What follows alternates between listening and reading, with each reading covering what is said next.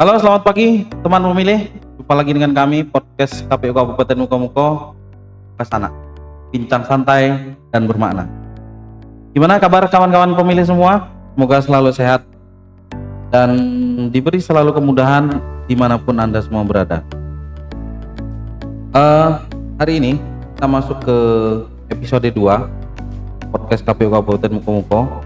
Di episode 2 kali ini kita telah menghadirkan seorang narasumber yang sangat berpengalaman di bidang pemilihan.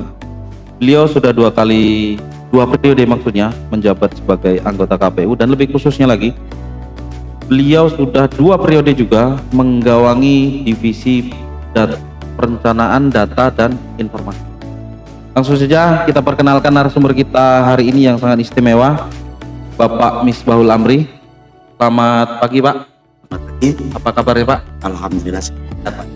Gimana perjalanan tadi, lancar? Alhamdulillah lancar. Nggak ada macet ya Pak ya? Nggak ada. Bapak Misbahul Amri ini sudah 2 kali periode di KPU Kabupaten Mukomuko, dan beliau juga sudah sangat hatam dalam menangani data pemilih Pak ya? Kira-kira begitu. Ya, kalau boleh kami tahu nih Pak, kalau boleh kita tahu sebenarnya latar belakang Bapak ini mana sih? Baik, terima kasih Mas agak menarik memang sejarah dan cerita tentang saya. Ya. Jadi diawali ini kita berbicara tentang kepemiluan. Jadi dimulai di tahun 2009. 2009 awal saya mulai belajar tentang pemilihan. Jadi di pemilu 2009 lalu saya menjadi penyelenggara pemilu di tingkatan ad hoc, itu di kecamatan, itu PPK. Itu saya masih berdomisili di Provinsi Lampung. Oh, jadi di Lampung ya? 2009 dan 2010 melaksanakan pemilu dan pilkada. Di akhir tahun 2010 itu saya, dan kebetulan istri yaitu orang ini, jadi akhir 2010 saya pindah ke sini. Dan di tahun 2013 saya mencoba keberuntungan.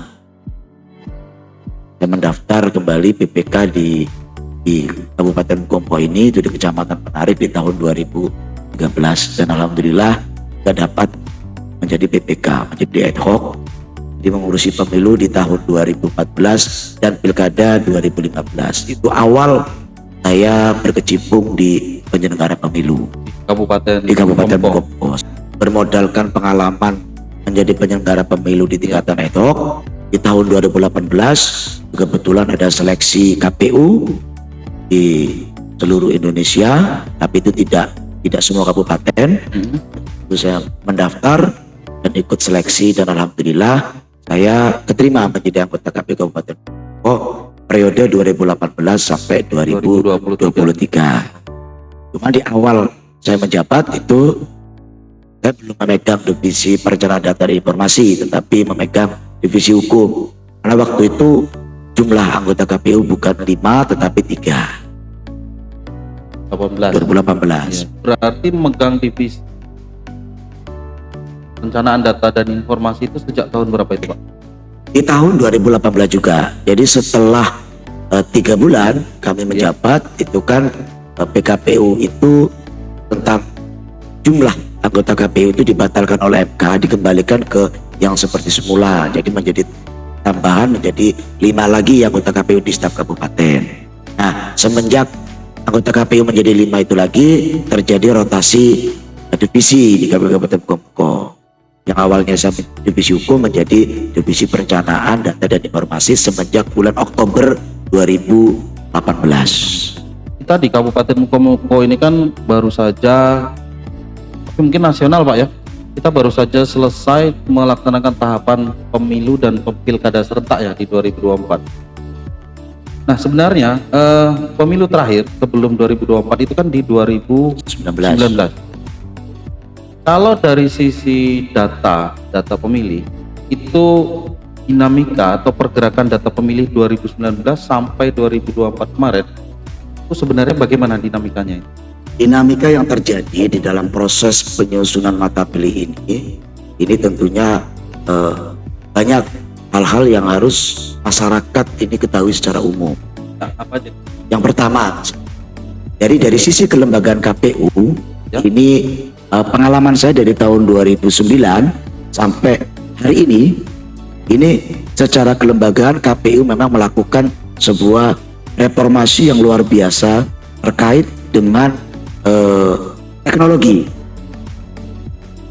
Digitalisasi. Ya, digitalisasi luar biasa Ya. yang dilakukan oleh kelembagaan KPU secara kelembagaan.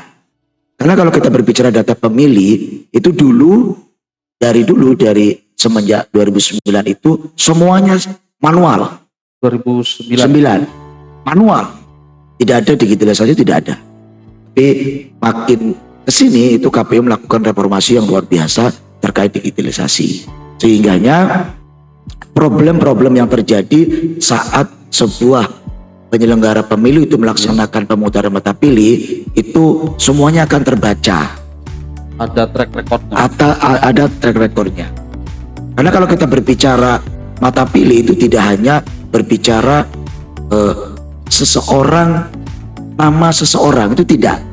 Karena dalam kita menyusun mata pilih itu ada 13 elemen Dari satu dari satu mata pilih. mata pilih, mulai dari nomor KK sampai lahir, sampai umur, sampai alamat, Meninggal. sampai itu status. Oh, itu status. Iya. Beda ya? Beda. Beda. Itu ada 13 elemen itu yang memang kalau dulu, karena dulu masih manual, itu kan banyak terjadi, misalnya data ganda dan lain Oh, sebagainya. iya. Nah, Ada double-doublenya. ada double-doublenya. Karena filternya manual. Nah, filternya Iya, manual. KPU melakukan reformasi yang luar biasa terhadap digitalisasi ini. Jadi sampai pemilu yang lahir kemarin pemilu 2024 dilanjutkan dengan tahapan pilkada kemarin ini luar biasa perbaikan data pemilih di KPU itu luar biasa. Di aplikasi Sidali. Aplikasi Sidali. Nah, pasca pemilu dan pilkada serentak, tentu ada tindak lanjut dong dari data mata pilih yang digunakan pada saat pemilu dan pilkada 2024. Nah, ini apa yang dilakukan sekarang ini, Pak? Nah, baik, terima kasih Mas Dwi. Jadi sesuai dengan 7 2017 dan PKPU 1 nomor 2025, jadi KPU secara kelembagaan setelah selesainya proses tahapan pemilu dan pilkada itu tidak berhenti bekerja. Karena ada satu tahapan yang dia sifatnya berkelanjutan, yaitu pemutakhiran data pemilih berkelanjutan, PDPP. Ya, PDPP. Sebenarnya PDPP itu apa, Pak? Ini supaya teman-teman pemilih yang di luar sana yang mungkin belum paham, atau kawan-kawan yang masih baru dan tahun ini mungkin baru menginjak usia 17 tahun itu, biar lebih paham apa sih sebenarnya PDPP itu. Jadi PDPP itu kan tahapan yang dilakukan oleh KPU setelah tahapan pemilu maupun pemilihan. Ya. Nah, setelah seluruh rangkaian tahapan yang terakhir kemarin pilkada selesai, jadi KPU itu melaksanakan tahapan pemutakhiran data pilih berkelanjutan. Jadi diawali, jadi begini Mas Dwi, KPU bekerja ini tidak sendirian, tetapi melibatkan beberapa lembaga dan kementerian. Oh iya. Karena yang mempunyai otoritas data ini kan Kementerian Dalam Negeri. Jadi KPU itu setiap tahun itu 2 kali memperoleh data agregat kependudukan atau DP4 dari Kemendagri, itu disampaikan ke KPU. Nah, oleh KPU itu disinkronisasikan dengan DPT terakhir. Oh iya. Jadi ditabrakkan data itu. Ini DPT 1000, ini DP4-nya misalnya ada 1500. Nah, ini ditabrakkan oleh KPU. Dalam pola kerja seperti itu. Nah, setelah ditabrakkan, di situ akan menghasilkan bermacam-macam hasil. Iya, ada perubahan-perubahan. Ya, ada beberapa perubahan yang terjadi dari DPT kita. Salah satunya misalnya ada ternyata hasil sinkronisasi dengan DP4 itu ada DPT kita itu yang sudah TNS. TMS ini tidak memenuhi syarat. ya tidak memenuhi syarat. Banyak faktor. Yang pertama meninggal. Ya, Yang kedua alih status. alih Status status. menjadi TNI Polri. Oh, iya iya. Itu kan tidak bisa memilih, dia akan dicoret. Betul. Nah itu akan keluar nanti. Berarti ini semua data DP4 dari Kemendagri semuanya diolah melalui kasih Sidali. Sidali. Di situ nanti akan ketemu semua, mana yang ganda, mana yang nicknya invalid, mana yang nomor KK-nya tidak deteksi dan lain sebagainya, itu akan muncul semua. Itulah hebatnya sistem digitalisasi yang ada di KPU sekarang Sidali ini tadi ya. Berarti memang peran Sidali ini sangat membantu sekali Pak ya. Ya sangat membantu. Makanya di KPU ini hanya ada satu aplikasi ini yang hukumnya wajib. Wajib. Harus ada. Harus dilakukan. Harus dilakukan. Iya. Bekerjanya harus pakai Sidali. Iya. Karena kalau yang aplikasi lain itu sunnah hukumnya. Sidali ini wajib sesuai dengan undang-undang seperti itu. Ya. Kalau data itu bergerak, kemudian pihak KPU melakukan verifikasi, itu prosesnya bagaimana itu? Jadi begini, jadi kami mayoritas dilakukan oleh kawan-kawan KPU karena KPU ini kan mendapat data selain dari Kemendagri juga mendapatkan data dari BPS dan BPJS. BPS dan BPJS. BPJS itu Oh, itu saling ini ya menjadi input ya. Input data itu ke KPU yang mana ada beberapa kategori itu kategori yang meninggal.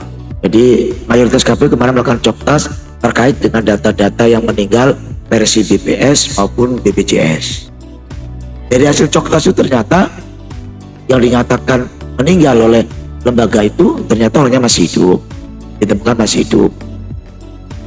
Itulah pentingnya PPDB. Pemutakhiran data pemilih berkelanjutan. Ini masih berproses Pak ya? Masih berproses sampai dengan masuk tahapan pemilu yang akan datang. Berarti ini sudah masuk ke triwulan 3. Triwulan ketiga. Itu setiap triwulan kita mutakhirkan atau ada tahapan-tahapan waktu-waktu Yaitu setiap saat kita mutakhirkan, tetapi KPU itu mempunyai kewajiban untuk di tingkat kabupaten itu melaksanakan pleno per triwulan. plenonya Per triwulan. Ini itu pleno triwulan ketiga ini akan dilaksanakan di tanggal 2 Oktober yang akan datang. Detail sekali teman-teman. Serahan dari Pak Amri ini. Pak sambil diminum kopinya Pak. Oh, boleh minum ya.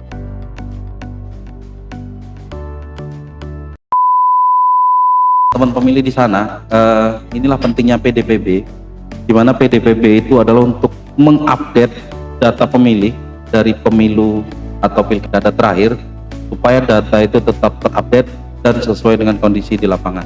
Pak Amri, proses PDPB ini kan sudah berjalan nih. Ya. Sebenarnya dasar awal atau angka awal ketika KPU Kabupaten Mukomuko melaksanakan PDPB itu nggak tuh datanya yang bisa kita share ke teman-teman pemilih gitu, angka-angka DPT dari pemilu-pemilu sebelumnya, sampai kemudian nanti akan muncul angka hasil PDPB yang baru gitu. Baik, terima kasih Mas Dwi. Jadi di pemilu legislatif itu jumlah DPT Kabupaten Mukomuko itu sebanyak 126.249 pemilih. Ya, nah itu pemilu 2019. Nah, setelah pemilu tahun 2019 itu masuk ke tahapan pilkada 2020. Di pilkada 2020 itu terjadi sebuah penurunan. DPT itu terjadi sebuah penurunan. Penurunan. Itu dari 126 menjadi 124. Jadi perlu kita semua ketahui. Jadi mengapa DPT pemilu 2019 ke pilkada 2020 itu menurun? Jadi waktu itu saya masih ingat benar. Jadi setelah tahapan pemilu 2019 mau masuk ke tahapan pilkada 2020, itu kan kami mendapatkan data dari KPU RI, data hasil sinkronisasi DPT pemilu 2019. Itu terdapat 3.000 lebih pemilih yang statusnya itu anomali. Ya, anomali. Sudah menggunakan aplikasi? Sudah, makanya ketahuan itu anomali diturunkan. Jadi waktu itu kami atau Kabupaten Mukomuko itu mengekskan atau menghapus pemilih itu lebih dari 3.000 angkanya. Lebih dari 3.000. Data yang anomali ini tadi. Iya, itu memang hasil kami rakor di KPU provinsi untuk seluruh kabupaten itu tuh menghapus. Karena memang dari pemilu ke pemilu data itu selalu muncul dan ternyata memang tidak ada Data yang tidak valid. data yang tidak valid, data yang tidak. Nah, sehingga turun menjadi 124 di Pilkada 2020. Selang 5 tahun kemudian, jadi setelah Pilkada 2020 kami melakukan PDPP juga kan, sampai dengan masuk tahapan pemilu 2024. Nah, itu kami mendapatkan data yang luar biasa. Jadi naik hampir 10 ribuan. Naik 10 ribuan. Itu yang paling banyak itu waktu itu adalah data pemilih pemula. Oh, Selain pemilih pemula atau pemilih yang baru umur 17 tahun itu Ya. juga itu terjadi proses pemindahan penduduk yang luar biasa masuk ke penduduk, terutama itu di perusahaan-perusahaan. Karena Ya, Mukomuko itu kan banyak perusahaan-perusahaan yang pekerjanya memang dari luar, tas top. data provinsi. Nah itu memang dianjurkan untuk membuat KTP Kabupaten Mukomuko. Makanya terjadi kenaikan yang agak signifikan di beberapa kecamatan itu ya, terutama kecamatan-kecamatan yang memang ada perusahaan. Di bulan Juli itu kan kita ada KPU Mukomuko kan melakukan pleno triwulan 2. Triwulan 2 ya.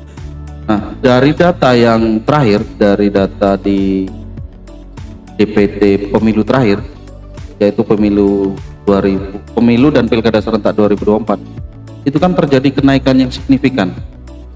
Itu apakah hanya data dari Kemendagri atau memang hasil verifikasi kita di lapangan?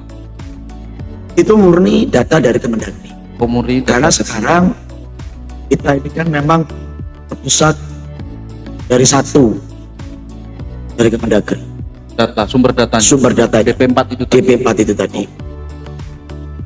Dan sekarang kan sudah selesai nih Pak, triwulan 3-nya nih. Ya, Triwulan 3 udah selesai. Dan PDPB kita, PDPB KPU Kabupaten Mukomuko kan juga sudah dilaksanakan. Tasnya untuk sampai dengan triwulan 3 itu juga udah dilaksanakan.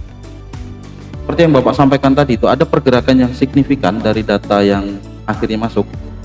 Itu kategori apa yang menyumbang kenaikan yang itu banyak itu Pak? Kategorinya? kategorinya itu pemilih 17 tahun. Pemilih Baru pemula masuk berarti. pemilih pemula. 3.000 lebih kemarin masuk data itu. Berarti dari sekian banyak kategori, berarti kalau kita bicara tentang pemilih pemula itu berarti aslinya penduduk Iya, iya lebih ke situ. Ya kan yang dulu belum 70 tahun sekarang banyak. banyak. Kalau penduduknya banyak. Udah selesai nih. Udah di bulan Oktober kalau nggak salah. Ya, Yang sudah dilakukan ini, kendala yang dalam kalau persoalan kendala kan si data ini kan sebenarnya tidak bisa hanya di atas meja. Itu tidak bisa datanya aktif ya. aktif. Itu kan memang harus turun. Jadi kalau kita berbicara secara kelembagaan ya anggaran. Mungkin kalau di tahapan PDPP ini anggarannya sama dengan saat ada tahapan, mungkin akan lebih valid lagi. Kita bisa benar-benar turun ke bawah. Tapi dengan kondisi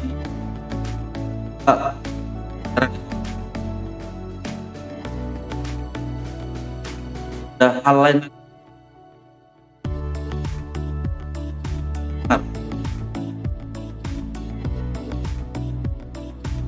Sebenarnya tidak ada sih, tidak. Cuman ya itu tadi, walaupun kami anggaran itu memang kurang, tapi kan itu tidak ciutkan kami ya, untuk melaksanakan apa ini menjadi kewajiban. Kita maksimalkan secara kelembagaan ya, kita melakukan sosialisasi melalui media sosial, KPU dan yang lain sebagainya, supaya masyarakat kita juga tahu bahwasanya proses pemutaran mata pilih berkelanjutan ini masih berjalan, terus berjalan dilakukan oleh kami. Gitu. Panjang ini yang Bapak KPU yang berperan aktif dalam mengupdate data pemilih. Sebenarnya sebagai masyarakat ini kita nggak sih? Misalnya nih si A atau si B ini ingin ngecek nih saya sudah terdaftar atau belum, atau data saya udah bener atau enggak nih, itu sebenarnya bisa nggak? Bisa mesti. Itu ada aplikasi namanya Cek DPT Online. Cek DPT Online. Ya, di situ nanti. Cuman mungkin karena Cek DPT Online ini kan sudah pakai versi yang terbaru. Dia menggunakan nomor WA juga. Jadi berbeda dengan yang dulu. Jadi nanti dimasukkan cukup memasukkan nomor NIK. Nah, di situ nanti akan mendapat konfirmasi melalui WA Sebagai OTP-nya sebagai ya? Sekarang pakai OTP dia. Ya, untuk keamanan ini ya. Keamanan data itu tadi. Nah, setelah dapat OTP, dimasukkan nomor OTP, di situ akan keluar semua di layar aplikasi itu. Nama ini, NIK sekian, terdaftar di TPS berapa, desa mana, Ini terdata semua, ada semua. ini sebagai masyarakat itu perlu register atau mendaftar dulu nggak? Atau bisa langsung ngecek gitu? Bisa langsung cek, dia kan di Google itulah, Cek DPT Online, keluar itu. Diklik aja nanti itu. Cek dptonline.kpu.go. Nah, seperti itulah. Nah, berarti dari pengecekan mandiri ini tadi, itu masyarakat bisa mengecek apakah dia sudah terdaftar atau datanya kurang tepat. Bisa ya? Masuk di situ nanti saat terjadi kesalahan nama, karena ketahuan di situ. Data pemilih ketika kita berada di non tahapan, apakah dia ada muncul data sedetil sampai dengan nomor TPS-nya misalnya? Iya, Sampai TPS. sampai. Nah, ini dia teman-teman pemilih sekalian. Teman-teman bisa mengecek data teman-teman sekalian, apakah teman-teman sudah terdaftar sebagai pemilih, atau bisa juga mengecek apakah data teman-teman itu sudah benar, alamatnya, NIK-nya, desanya, ataupun TPS-nya, itu semua bisa dicek melalui website dari KPU RI ya, Pak Amri. Itu di cekdptonline.kpu.go.id. Share saja, nanti akan keluar, dan itu tidak membutuhkan registrasi ya Pak ya. Ya. Kita teman-teman cukup menyiapkan nomor WA untuk menerima OTP dari sistem nanti sebagai security-nya. Kemudian ini Pak Amri, ketika kita mengecek data melalui website, artinya itu kan data kita sudah terdigitalisasi. Nah, seberapa besar tanggung jawab KPU terhadap keamanan data pemilih ini? Kan di situ ada nomor NIK, ada alamat, ada apa lagi ya, nomor KK mungkin kan. Kalau sampai jatuh ke pihak-pihak yang tidak bertanggung jawab kan bahaya sekali itu. Nah, ini dari pihak KPU sendiri bagaimana tanggung jawab keamanannya? Kalau kita berbicara data pemilih, karena ini kan nyangkut identitas seseorang, Ya. dan itu jumlahnya di muka-muka aja ratusan ribu. Jadi kita memang benar-benar diwanti-wanti oleh KPU. Itu sangat dilarang dikasihkan ke siapapun. Jadi kalau ada lembaga ataupun individu seseorang mau meminta by name DPT, ya, itu akan kami kasih itu yang berbintang. Jadinya berbintang, ditutup 6 dikit belakang. 6 dikit belakang Ya, tertutup. Karena kita sama-sama mengetahui Pak ya, kalau saat ini data NIK rentan sekali. Ya. Karena ketika kita bicara tentang NIK seseorang, maka itu akan terkait dengan perbankan, dengan aplikasi-aplikasi lain, dan itu kalau kita tidak hati-hati itu sangat bisa berbahaya sekali. Dan salah satu tindakan pencegahan ya hanya dilakukan adalah membintang atau menyensor ya. Ya. Menyensor 6 digit terakhir. Lain. 6 digit terakhir dari NIK teman-teman. Jadi jangan khawatir. KPU sebisa mungkin akan mengamankan data dari teman-teman NIK teman-teman sekalian. Pada pihak siapapun KPU tidak akan memberikan data gitu Pak ya. Ya, seperti itu. Atau mau ngopi dulu Pak? Ya, kopi Mas.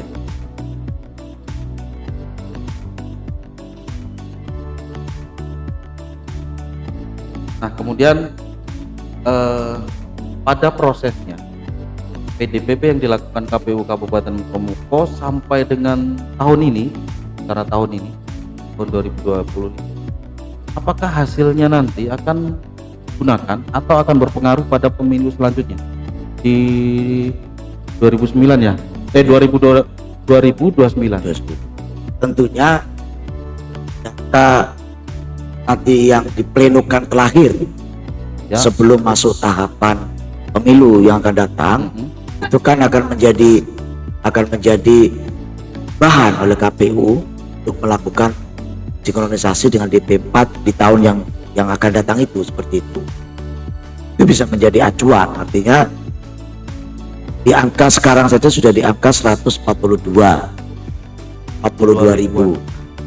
Artinya ya itulah angka awal. Angka awal nanti itu sama dengan pemilu-pemilu yang sudah pun seperti itu. Harapan kami kepada masyarakat Kabupaten Mukomuko Ya. untuk rajin lebih aktif lagi untuk mengecek data pribadinya itu sudah masuk atau belum ke DPT di Kabupaten Mukomuko ini, sehingga nantinya hal-hal yang tidak diinginkan saat nanti masuk ke tahapan pemilu itu tidak terjadi. Contohnya tahu-tahu dia tidak masuk ke DPT dan lain sebagainya. Jadi kita cegah dari sekarang. Itu bisa beberapa kali terjadi, itu menimbulkan persoalan itu Ya. ketika pelaksanaan. Iya. Terima kasih atas waktunya. Baik teman-teman sekalian, teman-teman pemilih, jangan lupa sekali lagi kami mengingatkan, cek DPT online.kpu.go.id untuk memastikan teman-teman sekalian sudah terdaftar atau namanya, data pribadinya sudah sesuai dengan DPT supaya teman-teman bisa menyalurkan hak pilih. Baiklah teman-teman, cukup sampai di sini dulu podcast episode kedua kita kali ini. Tetap sehat, tetap semangat, dan salam KPU melayani. Wassalamualaikum warahmatullahi wabarakatuh. Waalaikumsalam.